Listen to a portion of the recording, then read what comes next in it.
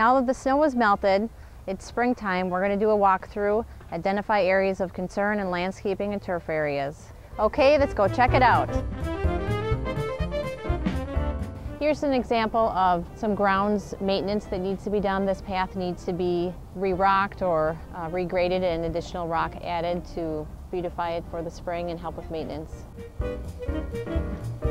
Here is an example of snowplow damage. Clearly this bush has been damaged and can either be trimmed back or removed and replaced at the vendor's expense. We've also noted here some plow damage where the dirt has been driven over by the snowplow and needs to be filled back in and the rock settled in the corner. Here is an area of snowplow damage. You can see the definite quarter of the plow coming through and removing the sod. This will need to be replaced as well. It is always in the association's best interest to make sure that their snow vendor's contract requires them to be responsible for any snowplow damage and remove the association and the board from any responsibility for repairs. Another thing that you want to note during a spring walkthrough is identify any dead trees. Clearly this is an example of a dead tree. Well, you'll notice that this tree doesn't have all of its leaves. It's something that we're going to need to keep an eye on. It was planted last fall and some of the branches haven't completely budded out. Mulch is important to help with keeping any grass and weeds a barrier around the tree, as well as any trimmings when the landscaping company comes through and does the weed whackers or the trimmers. We don't want to girdle out the base of the tree. Each year we would recommend a minimum of 2 inches of top dressing of any of the mulch rings around the trees and landscaping beds to help with the weed barrier. Here's an example of where we want to make sure that the bushes are not growing into the air conditioner. We need to allow for proper airflow for the air conditioner and allow for the air conditioner to run at its max efficiency.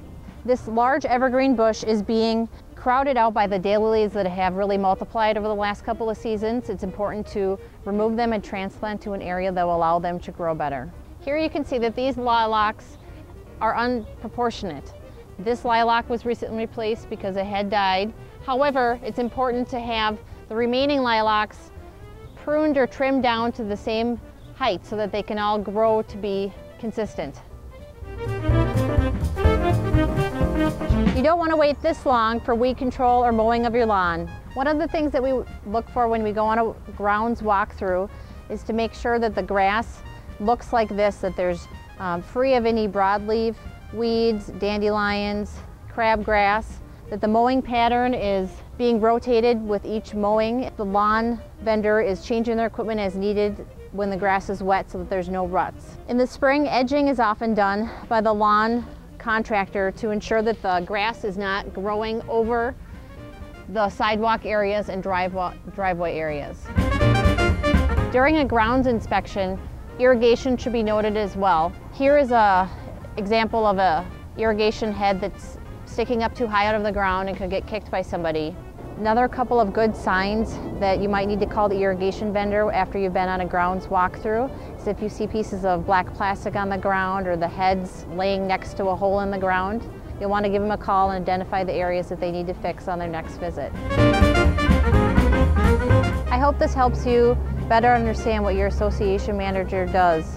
And if you see anything, please bring it to our attention so we can take care of it.